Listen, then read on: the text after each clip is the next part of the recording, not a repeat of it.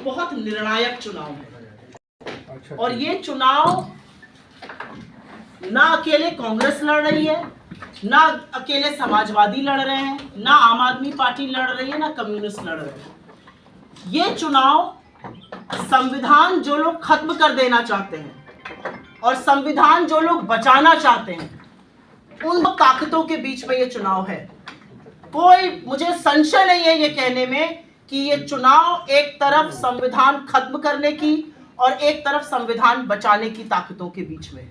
ये चुनाव जो लोग संविधान में आरक्षण खत्म करना चाहते हैं और जो संविधान में आरक्षण बरकरार रख के उसको बढ़ाना चाहते हैं, उनके बीच में है।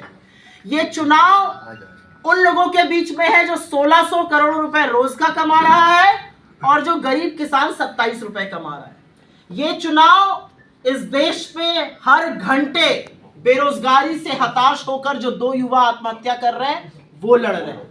इस देश में हर घंटे 2 किसान अपनी जान दे रहे हैं वो लड़ रहे हैं। इस देश में महिलाएं जो असुरक्षित हैं वो लड़ रही हैं।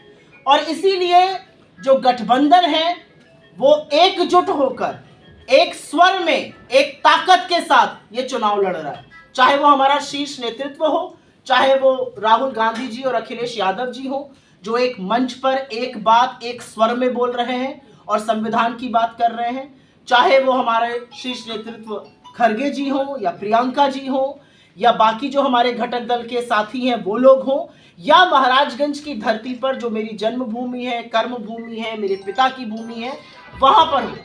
और मेरा अपना मानना है कि गठबंधन में हम सब एक साथ आए हैं, अलग अलग विचारधाराओं के लोग हैं, लेकिन एक बड़ी विचारधारा हम सबकी सेम है और वो बड़ी विचारधारा है कि इस देश के संविधान के साथ खिलवाड़ नहीं हो सकता है।